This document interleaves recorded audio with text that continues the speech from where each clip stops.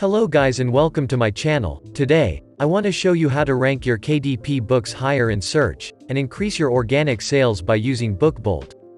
BookBolt is a website that helps Amazon KDP authors with their low and no content business. They offer a full set of tools that makes creating books so easy that anyone can do it. On their website, you can perform niche research, keyword research, spy on sellers, and more.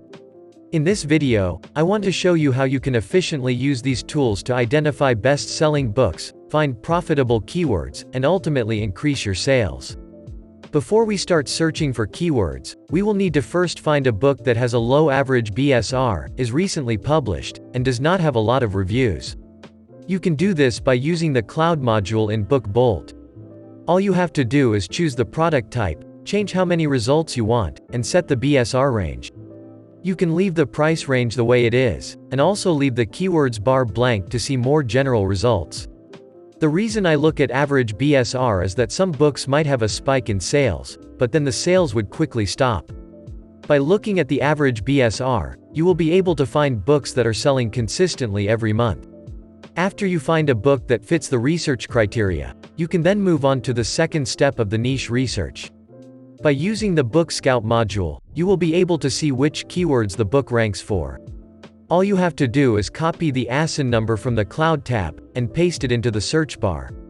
It might take some time for results to show up, but after the search is done, BookBolt will show you a list of keywords related to that book. Then it will show you what rank the book has for each keyword, as well as the total number of items listed for that keyword, and the monthly search volume.